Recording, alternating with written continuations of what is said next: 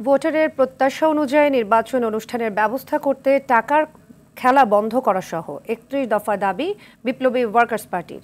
দুপুরে নির্বাচন কমিশনের সাথে বৈঠকে এসব প্রস্তাবনা পেশ করেন দলের সাধারণ সম্পাদক সাইফুল হক। বলেন, পার্লামেন্ট যেন বিত্তবানদের ক্লাবে পরিণত না হয় সেজন্য নির্বাচন কমিশনকে প্রয়োজনীয় পদক্ষেপ নিতে হবে। অতীতে শান্তিপূর্ণ ক্ষমতা হস্তান্তরের প্রক্রিয়া ধ্বংস করা হয়েছিল বলে অভিযোগ করে সাইফুল হক জানান, নির্বাচন পদ্ধতির উপর ভোটারের আস্থা ফিরিয়ে আনতে হবে। এ সময় কোনো রকম পক্ষপাত দুষ্ট না হয়ে নির্বাচনের তারিখ ঘোষণার কথাও বলেন তিনি।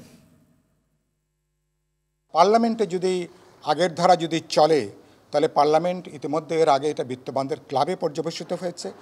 ভবিষ্যতে এবার অভ্যুত্থান পরবর্তী যে নির্বাচন, আগামীতে যে পার্লামেন্ট হবে সেটা সত্যিকার জনপ্রতিনিধি, জনবান্ধব, দরদি রাজনৈতিক নেতাকর্মী, সংগঠকরা যাতে ইলেক্টেড হতে পারেন, সে কারণের জন্য কালো টাকা, সন্ত্রাস, মাফিয়া, প্রশাসনিক যে ম্যানিপুলেশন সেটাকে বন্ধ করবার ব্যাপারে কঠোর পদক্ষেপ তাদেরকে এখানে নেওয়া দরকার।